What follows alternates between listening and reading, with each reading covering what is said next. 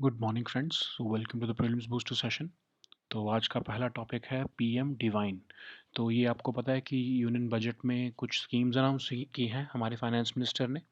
तो उसमें से ये एक स्कीम है जो इम्पॉर्टेंट है हमारे लिए, वो है prime ministers development initiative for north east. तो ये नॉर्थ ईस्टर्न रीजन के इंफ्रास्ट्रक्चर क्रिएट करने के लिए स्कीम को लॉन्च किया गया है। इसको नॉर्थ ईस्टर्न काउंसिल जो है वो इम्प्लीमेंट करने वाली है। तो इसमें infrastructure project, social development projects जो हैं उनको बनाया जाएगा पीएम गति शक्ति जो मास्टर प्लान है उसी की स्पिरिट में। लोगों के लिए लाइवलीहुड अपॉर्चुनिटीज़ क्रिएट करने का प्लान है। और ये एक सब्स्टिट्यूट नहीं होगा, जो सेंट्रल और स्टेट की स्कीम्स चल रही हैं वो ऑलरेडी चलती रहेंगी। ये बस उनको सप्लीमेंट करने के लिए ये प्लान बनाया जा गया है। तो अब हम देखते हैं कि इसको नॉर्थ ईस्टर्न काउंसिल क्या चीज़ है।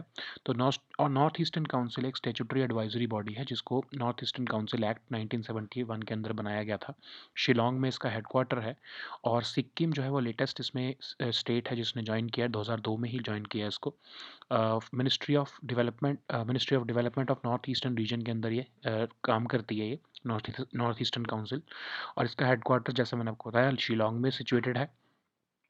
शुरू में इसको एक एडवाइजरी बॉडी बनाया गया था, लेकिन धीरे धीरे इसको इसके जो है स्टेचर को बढ़ा दिया गया और एक रीजनल प्लानिंग बॉडी इसको 2002 में एक रूप दिया गया। तो ये जितनी आपकी इकोनॉमिक और सोशल प्लानिंग है इन स्टेट्स की, उसके अलावा अगर स्टेट्स के बीच में कोई डिस्प्यूट होता है तो उसको भी ये डिस्प्यूट्स को रिजॉल्व करने के लिए भी ये काम करती है। तो नेक्स्ट टॉपिक देखते हैं जो कि है डिजिटल रुपी। तो आपको पता है कि बजट स्पीच के टाइम पर यूनियन फाइनेंस मिनिस्टर जो है उन्होंने ये भी अनाउंस किया है कि आरबीआई आने वाले टाइम में जो है डिजिटल रुपी को भी इशू करने वाला है। तो अब ज़्यादा डिटेल्स तो नहीं इसके बारे में दी गई हैं, बट एक सेंट्रल बैंक डिजिटल करेंसी की बात पहले से की जा रही थी, हमने भी कई बार डिस्कस किया है। तो अब जो है फाइनेंस मिनिस्टर ने बताया कि ब्लॉकचेन टेक्नोलॉजी का ही यूज़ करते हुए डिजिटल रुपी को इशू किया जाएगा। तो CBDC central bank digital currency होता क्या है? ये एक लीगल टेंडर होता है। जैसे आपको क्रिप्टो करेंसीज जो है वो तो आपको पता है वो इलीगल है। अगर इलीगल नहीं है तो वो लीगल भी नहीं है, ठीक है। तो इंडिया में अब इसको लीगलाइज तो कर दिया गया है 30% टैक्स लगा के, बट वो गवर्नमेंट द्वारा इशू नहीं की जाती, तो उसको हम लीगल टेंडर इसलिए नहीं कहते हैं, ठीक है।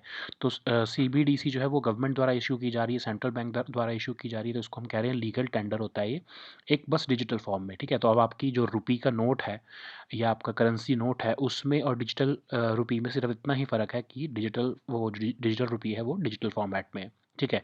अब ये इंटरचेंजेबल है किसी भी और फिएट करेंसी के साथ, ठीक है। तो फिएट करेंसीज जैसे आपकी डॉलर्स या आपकी इवन रुपी, कोई भी फिएट करेंसी के साथ इसको इंटरचेंज भी किया जा सकता है। अब इसकी ज़रूरत क्यों थी? क्योंकि कन्वीनियंस और सिक्योरिटी डिजिटल फॉर्मेट की बहुत ज़्यादा आजकल जो है वो चल रही है। और एक वेल रेगुलेटेड एक हमको सेंट्रल बैंक द्वारा रेगुलेटेड जो है करेंसी की ज़रूरत थी, ठीक है। तो गवर्नमेंट ने अपनी एक इंटेंशन भी दिखाई है कि वो उसको जो है क्रिप्टो करेंसीज जो हैं उसको भी, वर्चुअल करेंसीज जो बाकी हैं उनको भी वो रेगुलेट करना चाहते हैं, उसको भी उसके ऊपर टैक्स लगाया गया है इसलिए 30%। तो आरबीआई जो है सेवरल ओकेजन्स पे बता चुका है कि जो आपकी ये वर्चुअल करेंसीज़ हैं ये money laundering, terror financing, tax evasion के लिए यूज़ हो सकती हैं, तो इसको रेगुलेट करने की ज़रूरत है। और इसका अल्टरनेटिव हम गवर्नमेंट जो है लोगों को देते हैं, वो हम डिजिटल रुपी के फॉर्मेट में देते हैं, ठीक है। अब इससे होगा क्या? अब सबसे बड़ा तो आपको हम ये कह सकते हैं कि सबसे बड़ा डिफरेंस ये होगा कि डिजिटल रुपी की जो ट्रांजैक्शंस हैं वो आपके जो नॉर्मल डिजिटल पेमेंट्स हैं उससे ज़्यादा फास्ट होंगी। क्योंकि जैसे आपकी कैश के साथ जो पे जितनी फास्ट ट्रांजैक्शन होती है उतनी ही फास्ट ट्रांजैक्शन डिजिटल रुपी के साथ भी जो है वो करने का जो है सेंट्रल बैंक ट्राई करेगा, ठीक है। तो अब बाकी तो जो डिटेल्स हैं वो अभी तक हमारे पास नहीं आई हैं, क्योंकि जो है अभी तक लॉन्च नहीं हुआ है। तो मे बी नेक्स्ट जो फाइनेंशियल ईयर आएगा उसमें इसको लॉन्च किया जाएगा, तो हमको ज़्यादा डिटेल्स इसके बारे में पता लगेंगी। तो नेक्स्ट टॉपिक देखते हैं जो कि है गॉटलैंड। तो गॉटलैंड एक एरिया है, आपको दिखाते हैं मैप में। तो ये है आपका पोलैंड, जो मैं आपको जहाँ पर ये कर्सर दिखा रहा हूँ ये पोलैंड है, उसके ऊपर एक छोटा सा एरिया है कैलिनिनग्रैड। ये कैलिनिनग्रैड ये रशियन टेरिटरी है, यहाँ पर रशियन नेवल बेस है। तो ये देखो ये लिथुआनिया, लैटविया, एस्टोनिया, ये यहाँ पर आपका स्वीडन है, स्टॉकहोम है, ये ऊपर आपका फिनलैंड है। तो ये बीच में एक छोटा सा आइलैंड है गॉटलैंड नाम का, बहुत स्ट्रेटेजिक लोकेशन पर है, ठीक है। देखो आप इसके आसपास कितनी बड़ी बड़ी कंट्रीज़ हैं। तो ये जो जिसके पास अगर आ गया, तो अभी तो स्वीडन का कंट्रोल है इस पे। तो स्वीडन को ये परपेचुअल फेयर रहता है कि रशिया कभी इसके ऊपर अटैक करेगा। तो यही अभी रिसेंटली हुआ।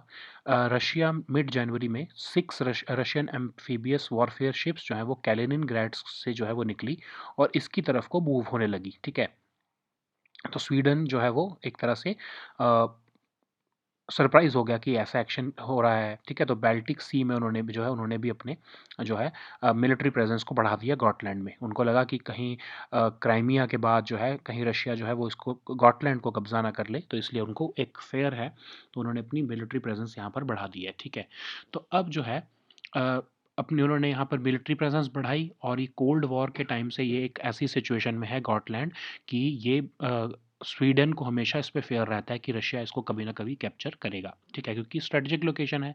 जैसे कैलिनिनग्राड एक स्ट्रेटेजिक लोकेशन है, वैसे ही गॉटलैंड भी एक स्ट्रेटेजिक लोकेशन पर है। तो स्वीडन क्यों अफ्रेड है? क्योंकि स्वीडन का कन्फ्लिक्ट पहले से ही रशिया के साथ रहा है। रशिया ने उसको हरा दिया था even at the start of 20th century, और रशिया तो बहुत बड़ा एक जियोपॉलिटिकल प्लेयर बन गया। स्वीडन जो है वो कंपैरेटिवली एक स्मॉल स्टेट रह गया इन टर्म्स ऑफ रशिया अगर से हम कंपेयर करें तो। और जो है कोल्ड वॉर के टाइम पर भी सोवियत सबमरीन जो है वो स्वीडिश नेवल बेस कार्लस्क्रोना के पास जो है वो पहुंच गई थी। तो तब भी स्वीडन को एक फेयर रहता था कि कभी हो सकता है कि रशिया या सोवियत यूनियन, उस टाइम पर सोवियत यूनियन था, तो सोवियत यूनियन कभी उनके ऊपर अटैक करके ये गॉटलैंड को खासकर जो है वो कैप्चर कर लेगा। ठीक है, तो 2010 में जब क्या हुआ है कि जो है सोवियत यूनियन तब तक ख़त्म हो चुका है, रशिया भी उतना पावरफुल नहीं था उस टाइम पर, तो गवर्नमेंट ने स्वीडिश गवर्नमेंट ने जो रशिया का जो फेयर था उसको टोन डाउन किया, और जो मिलिट्री कॉन्स्क्रिप्शन, जो कंपलसरी मिलिट्री सर्विस देनी होती थी वहाँ की यूथ को, उस लॉ को भी जो है वो ख़त्म कर दिया। लेकिन जब 2014 में रशिया ने क्राइमिया में इन्वेड किया, तब स्वीडन को लगा कि नेक्स्ट हमारा नंबर आ सकता है गॉटलैंड का, तो इसलिए उन्होंने दोबारा से कॉन्स्क्रिप्शन को जो है वो रीइंस्टेट कर दिया। ठीक है, तो अब रीसेंट इवेंट्स यही हो रहे हैं कि एग्रेसिव न्यूक्लियर पावर है स्वीडन के पास, एक रशिया जैसी एक एग्रेसिव न्यूक्लियर पावर है। उनको लग रहा है कि अगर यूक्रेन में वो इन्वेजन कर सकते हैं तो हमारा एक गॉटलैंड भी छीन लेंगे। ठीक है, तो इसीलिए गॉटलैंड की सिग्निफिकेंस आपको दिखा रहा हूँ मैं, देखो 300 किलोमीटर्स यहाँ से सिर्फ है कैलिनिनग्राड से, तो रशिया को अगर इसको कैप्चर करना है तो यहाँ से कैप्चर किया जा सकता है।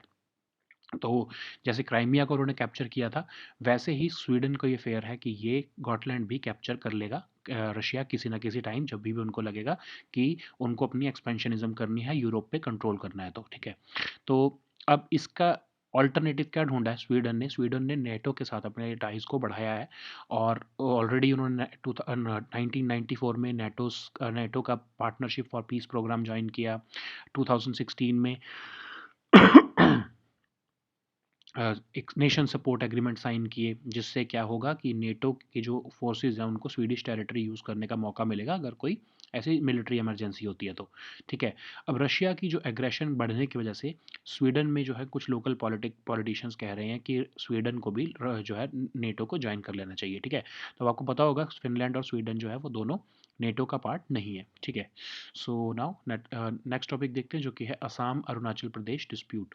तो अभी असम चीफ मिनिस्टर हेमंत बिस्वा शर्मा और अरुणाचल प्रदेश के चीफ मिनिस्टर जो हैं पेमा खांडू जी, उन्होंने बोला है कि हम एक परमानेंट सोल्यूशन देख रहे हैं जो है असम और अरुणाचल प्रदेश के बॉर्डर डिस्प्यूट का।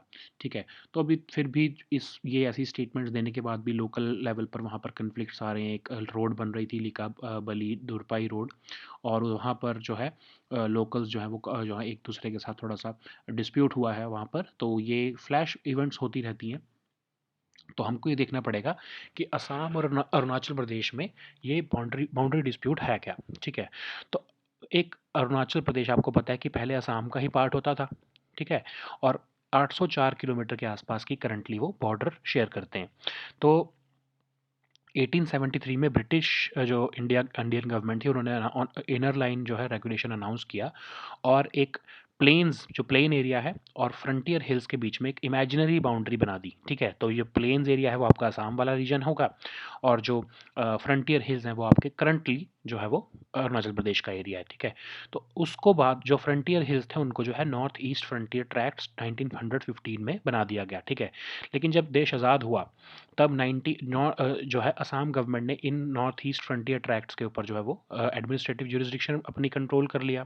फिर उसके बाद जो है नॉर्थ ईस्ट फ्रंटियर एजेंसी बनाया गया 1954 में, और फाइनली यूनियन टेरिटरी बना दिया गया अलग से, इसको अरुणाचल प्रदेश बना दिया गया, ठीक है। और उसको बाद में 1987 में एक स्टेट बना दिया गया proper, north east frontier agency को, ठीक है। फिर लेकिन बाउंड्री डिस्प्यूट तो फिर भी रहा कि आप की जो है ये प्लेन एरियाज और जो है फ्रंटियर हिल के बीच की जो इमेजिनरी लाइन है, जो बाउंड्री है, उसको रिजॉल्व करने का डिस्प्यूट अभी तक खत्म नहीं हुआ था।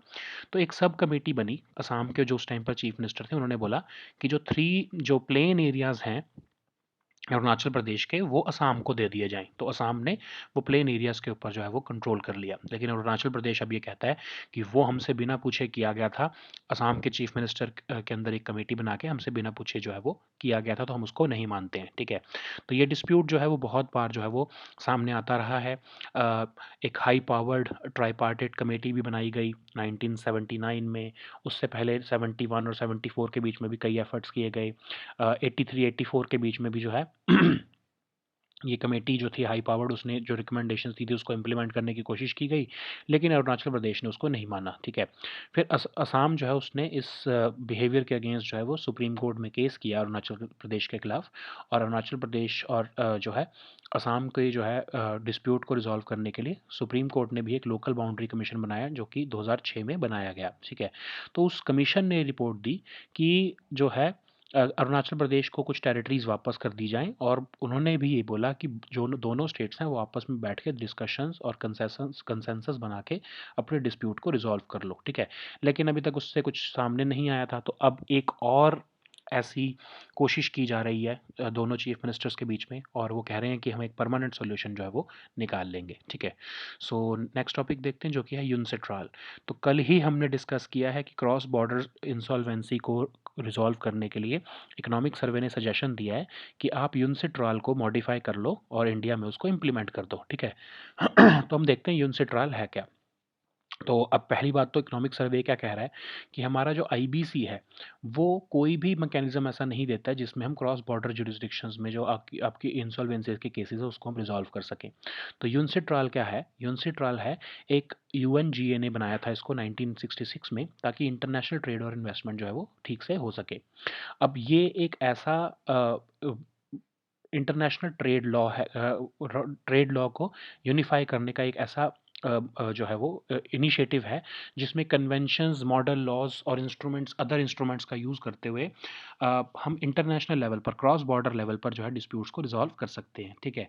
तो इसके लिए ही जो है ट्रिब्यूनल भी बनाया गया। आप समझ लो कि दो कंट्रीज़ या दो से ज़्यादा कंट्रीज़ में जो है क्रॉस बॉर्डर जो है इश्यूज़ को, ट्रेड इश्यूज़ को रिजॉल्व करने के लिए यूनिसेट्राल जो है अगर एक्टिव हो जाता है, लेकिन फिर भी उनमें अगर डिस्प्यूट नहीं रिजॉल्व होता है तो एक ये जो है वो केस ट्रिब्यूनल में चला जाता है, जो कि यूनिसेट्राल आर्बिट्रेशन रूल्स 1976 के अंदर जो है वो ट्रिब्यूनल बनाया गया है, और उसका हेडक्वार्टर कहाँ पर है? हेग में, ठीक है, नेदरलैंड में।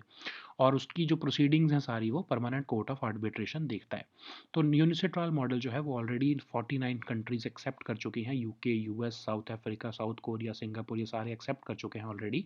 और इसमें जो है मेंबर स्टेट्स को कहा जाता है कि अपने लॉज को मॉडर्नाइज करो, यूनिसेट्राल की जो मॉडल लॉज हैं उसके उसके जितने आप अपने मॉडर्नाइज करो, ताकि क्रॉस बॉर्डर जो है वो ट्रेड जो है वो फैसिलिटेट किया जा सके। तो in case of a dispute अब होगा क्या?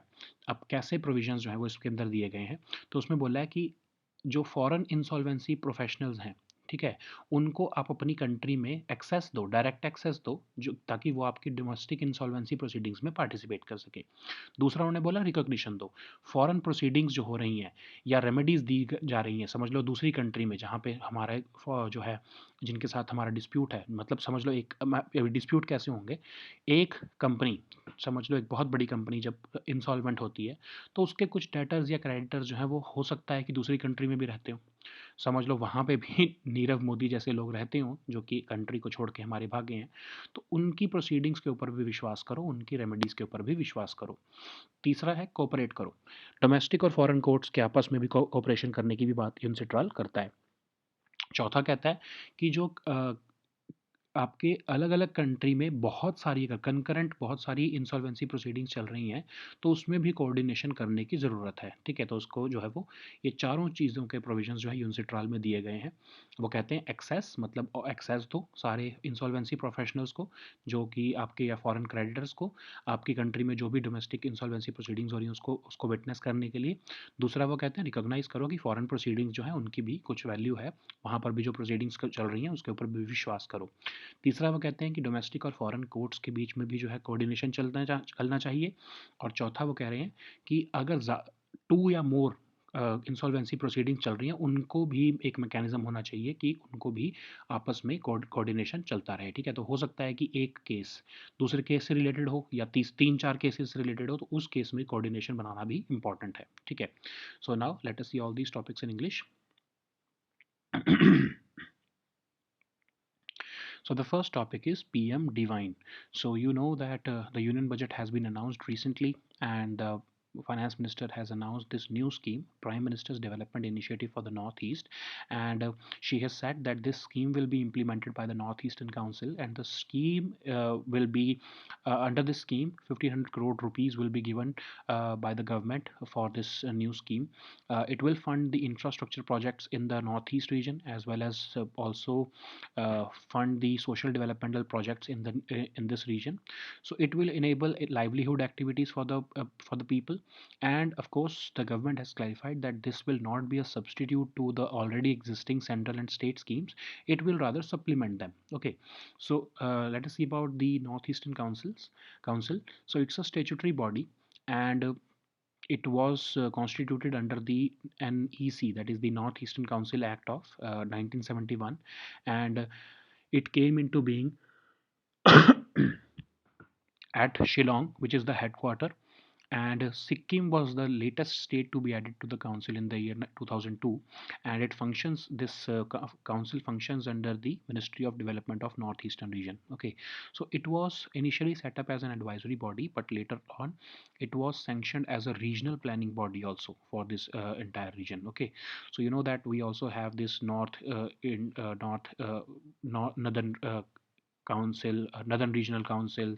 We have several regional councils for every region, northern or southern, which the home minister chairs. So it was this Northeastern Council was also promoted to that level. Okay, so this body, apart from economic and social planning in these states, this body also mediates the disputes or interstate disputes that may occur anytime between these states. Okay, so now let us see the next topic, which is digital rupee. So during the budget speech, the union finance minister has announced that the government will be, rather the RBI will be introducing the digital rupee in the next financial year, and it will be backed by the blockchain technology, which also powers the cryptocurrencies or the virtual currencies that exist currently, or the private cryptocurrencies.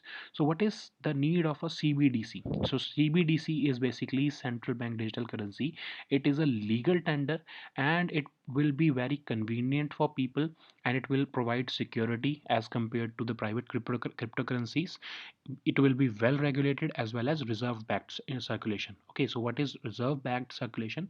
So you know that currently the cryptocurrencies, the Bitcoin, it does not have any it does not have any it is not backed by any asset. Okay, so but our rupee is backed by the gold. Okay, so similarly digital rupee will be a reserve backed circulation also. That's why it will be safer, and this central bank digital currency will also be interchangeable with any other fiat currency because it will be a legal tender. Okay, so what the budget has announced, so RBI has been flagging that the private cryptocurrencies are being utilized for money laundering, terror financing, and tax evasion activities. So we need to provide the people with an alternative in the form of a digital currency. That's why the government has announced this.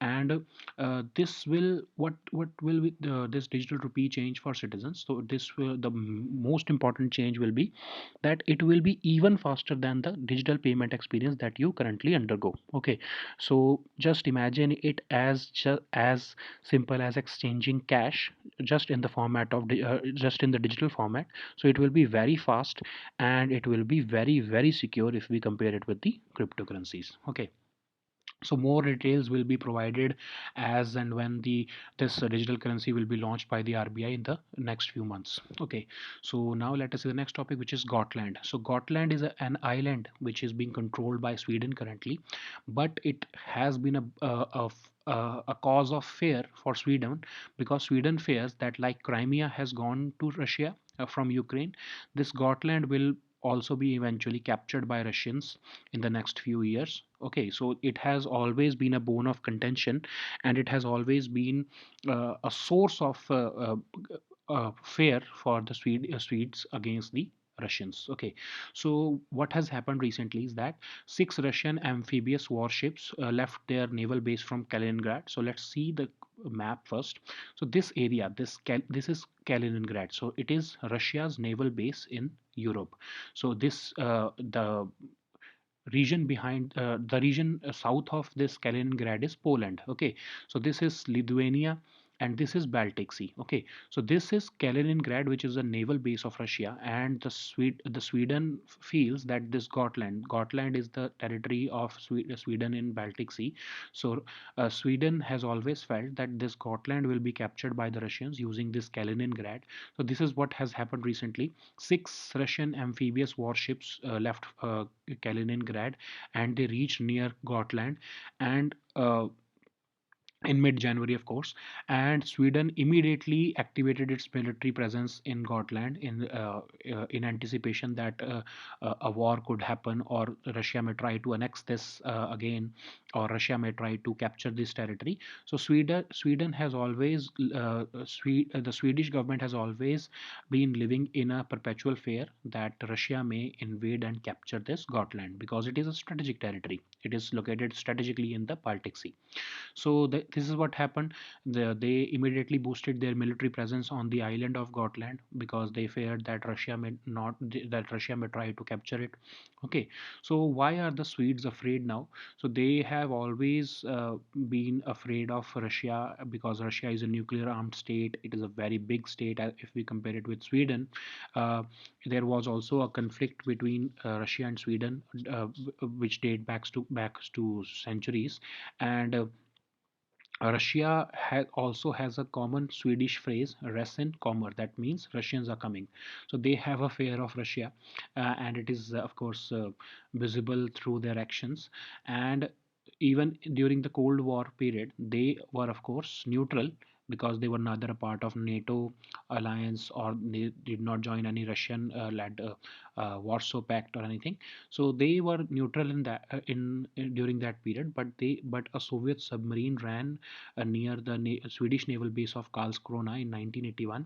So uh, after that, when the Soviet Union disintegrated and the Cold War ended, so when in 2010 the Swedish government relaxed the provisions of military conscription. So they had a provision of compulsory military service, because they thought that when the Russians would attack them, they should have a ready-made army. Okay, but in 2010 they relaxed these provisions. But this situation was reversed when the Russians invaded Crimea and they annexed it. So Swedish fears were reinstated, and that's why they had to reinstate the military conscription laws also. So significance of Gotland is that it is just 300 kilometers north of Kaliningrad naval base of Russia, and it is very strategically located in the Baltic Sea. And recently, the Russia's potential invasion of Ukraine is creating fear in Sweden that the next target could be Gotland. Okay, so even Sweden has found a way out of this. So they have formed very strong ties with NATO. They have signed a partnership for peace program in 1994. They also signed the host nation support agreements, which allows the uh, NATO forces to use Swedish territory in the event of a military emergency.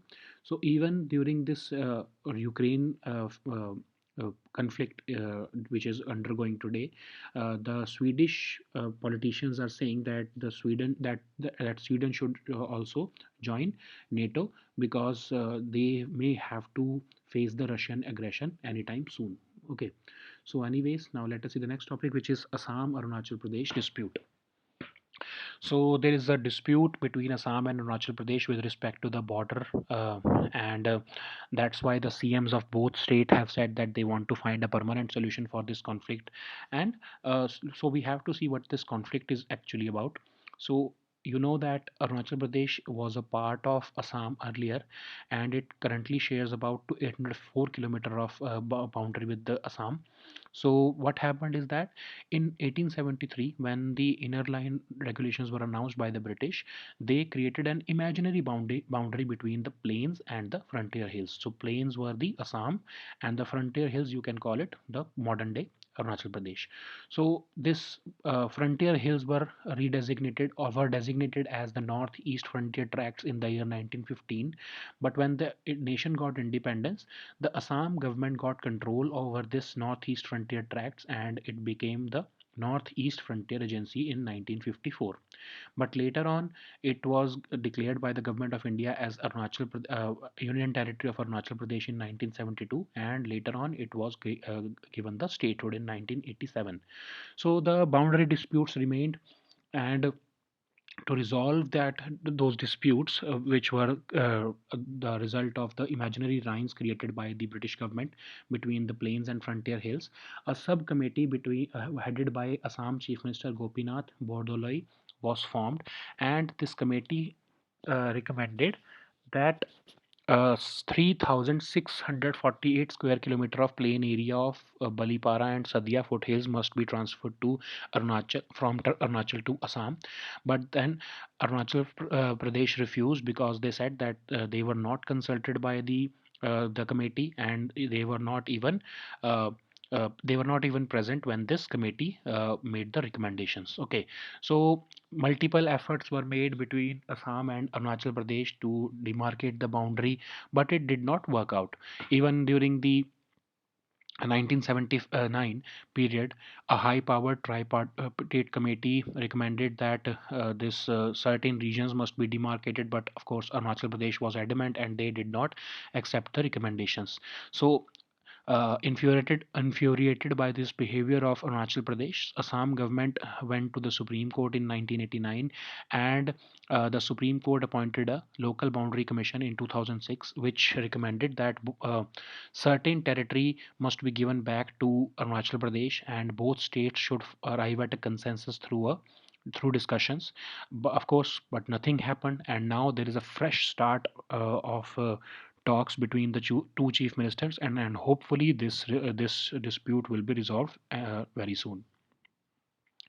So now let us see the next topic, which is UNCITRAL. So UNCITRAL, we have discussed it yesterday only, that the economic survey, the principal economic advisor was saying that we have this IBC, this Insolvency and Bankruptcy Code, but it does not cater to the needs of insolvency or insolvency cases in which there is cross-border jurisdictions. So that's why it recommended that we should sign a model law based upon UNCITRAL, so that we can address the issues in which there are cross-border actors involved. So what is this UNCITRAL? So UNCITRAL is a subsidiary body of the United Nations General Assembly, and it is responsible to facilitate international trade and investment. It was founded in 1966. So the aim of this UNCITRAL was to promote harmonization and unification of international trade law.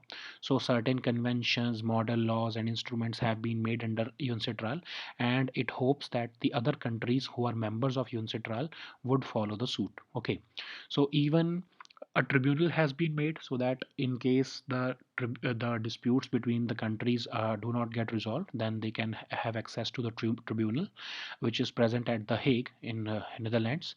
So the proceedings of this tribunal are carried out by the or are these proceedings are administered by the Permanent Court of Arbitration. So UNICITRAL has already been adopted by 49 countries, and it assists the states in reforming and modernizing their laws. Okay, so certain provisions are there in UNCITRAL. So there are four areas which or four principles upon which this law of UNCITRAL works.